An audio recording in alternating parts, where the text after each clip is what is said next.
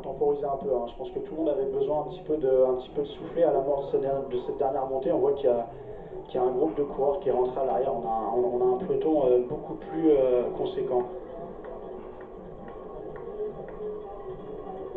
On voit, on en a parlé tout à l'heure, on ne l'a pas beaucoup vu, mais Egan Bernal est encore extrêmement bien placé. Hein. Ça devient de mon point de vue, un coureur vraiment à surveiller pour la victoire d'étape aujourd'hui. Hein. L'équipe Bora-Hansgrohe qu'on n'avait pas vu encore depuis le départ prendre en main, là, plutôt que tout à l'heure se faire avoir, là, ils préfèrent être à l'avant et mener un petit peu le peloton, du moins essayer un petit peu de calmer tout le monde. Vous êtes nombreux à penser que Peter Sagan peut gagner ce Tour Down Under cette année. Hein. Rappelons qu'il est leader, il vient de sauver sa peau. Grâce à ses équipiers dans ce moment de panique tout à l'heure, indirectement il a sauvé la peau de Richie Porte.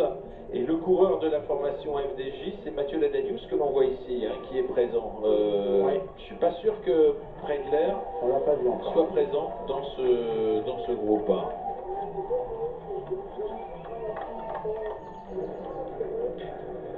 On voit le coureur de Astana, je pense que c'est Lorenz de Vries qui emmène, alors je sais pas, il emmène, je vois pas d'autres coureurs si assez loin, mais pour Astana, donc...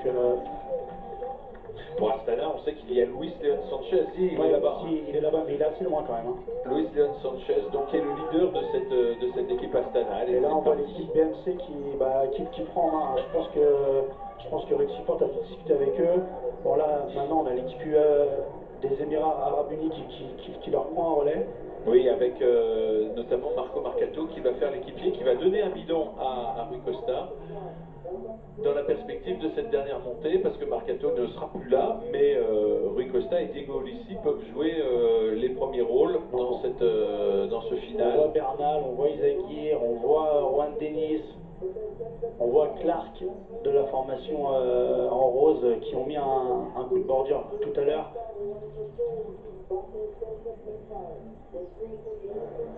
On a vu Gesink aussi, le coureur de l'Auto Jumbo en jaune en 7e position du peloton avec Richie Porte dans la roue, je crois. Oui, c'est ça.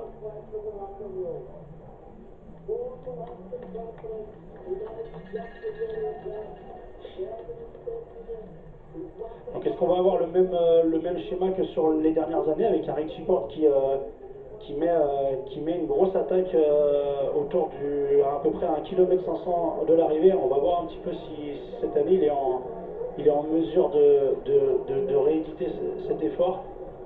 On voit un coureur de BMC là-bas qui prend la barre, hein, qui clairement va essayer d'imposer un gros tempo. C'est Juan Denis qui se sacrifie pour Richie Porte. Hein. On a Bernal dans la roue, on a Gesink, on a Ulissi, on a Yann Izagir en 4e position, juste devant Richie Porte, le coureur de BMC.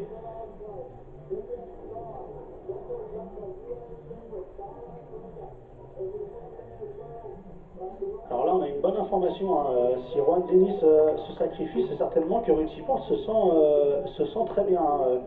On connaît les qualités de Juan Denis. On l'avait cité dans nos favoris depuis le départ de ce Tour Down Under et bah là pour qu'il se dévoue pour Richie Porte, c'est que clairement Richie Porte doit se sentir très bien. On voit Gesink qui grimace, hein, ça monte vite, hein, on voit que ça roule vite, on voit que c'est tendu.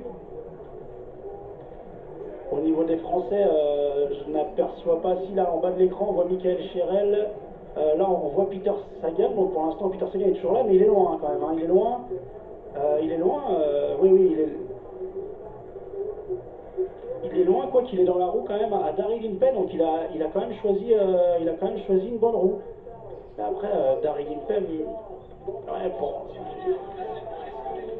Ah, on voit Peter Sagan qui s'écarte sur la droite là-bas. Donc voilà, pour Peter Sagan, c'est fini. Maillot orange, le voici à l'image. Effectivement, Peter Sagan, visiblement, ne va pas jouer les premiers rôles. On rappellera qu'il a un leader également présent et pour qui je vois Predler là qui est en train de la FDJ qui est en train de se faire décrocher. Pierre Latour n'a pas l'air au mieux aussi en fin de peloton, mais on sait que c'est une position qu'il affectionne et qu'il lâche rien. Donc on va voir sur le final.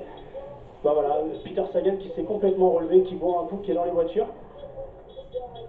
Jay McCarthy, en revanche, son équipier est bien présent, oui, a priori. Oui, je l'ai vu tout à l'heure. Puisqu'il nous avait dit que c'était le leader de l'équipe Bora pour le classement général. Bon, alors c'est sûr, maintenant, on peut déjà vous l'affirmer, Peter Sagan ne sera plus leader du Tour Down Under à l'issue de cette étape et ne remportera pas le Tour Down Under. Toujours un gros travail hein, de Rohan Dennis, je l'ai dit tout à l'heure, qui se sacrifie complètement pour Richie Porte. Là on est à 1,5 km.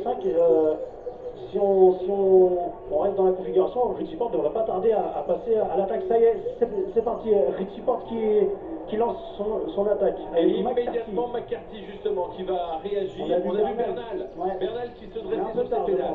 Un peu tard pour vraiment être dans la roue. McCarthy est impressionnant hein, qui a réussi à revenir dans la roue Richie Porte. Oui, bah, il était très bien placé, hein, cela dit. Il avait compris de toute façon qu'à un moment ou à un autre, le Tasmanien allait porter son démarrage. Et il nous refait la même chose que les 2 dernières années. Hein. Il attaque au même endroit, assez impressionnant, tout en danseuse. Allez, 2 Australiens pour l'instant aux avant-postes. Bernal que vous apercevez à l'arrière, maillot blanc qui essaye de limiter les dégâts, de revenir. Il se retourne.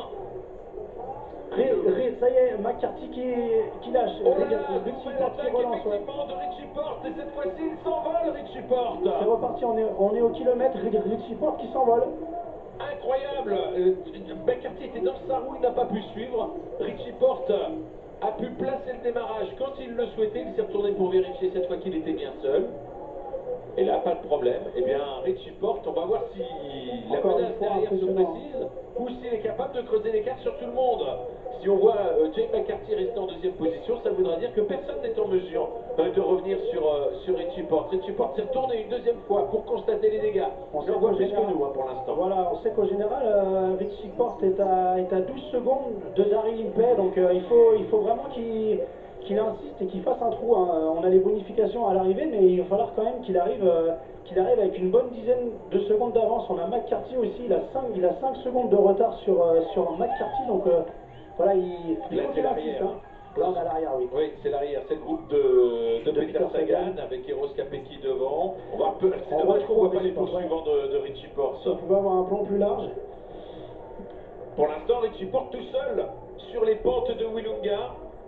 On est dans les 500 derniers mètres maintenant, très certainement. Est-ce qu'on a perdu la moto? On n'a plus d'image au vu de la route. Ça, voilà les poursuivants.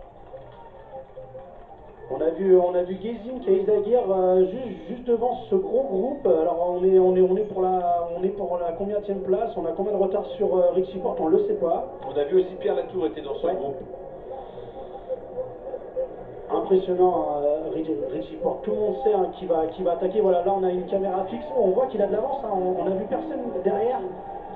Chaque seconde compte. Chaque seconde va compter pour le classement général. Richie Porte qui est tout seul. Oui, c'est sûr maintenant, il va gagner l'étape, ça c'est une certitude. Richie Porte va remporter l'étape, la question est de savoir s'il va faire le doublé. Il va prendre sur la gauche, il va rester 50 mètres tout plat, on peut lui faire confiance, il va se battre jusqu'à la ligne, hein. Il sait que toutes les secondes comptent. Allez, victoire de Richie Porte pour la 5e fois à Willunga, il s'impose. Ah, Daryl Impey qui arrive. Daryl Impey, on va pas l'arrivée. Oh là là, mais c'est n'importe quoi cette réalisation. Voilà. On n'a rien vu. Bon, Daryl Impey 2e. Le coureur de Dimension Data, c'est Slacter qui prend probablement la 3e place. Devon Hines, et qui est là également. Donc on n'a pas les écarts. Hein. On ne peut pas vous dire exactement. Il va falloir qu'on calcule et surtout qu'on ait les écarts à l'arrivée. Mais en tout cas, on a des écarts qui ne sont pas très importants hein, finalement. C'est jamais très important et c'est pour ça que les autres jours, on a vu des coureurs intéressés par le général qui allaient chercher des bonifications. On voit que ça se joue vraiment à très peu. Hein.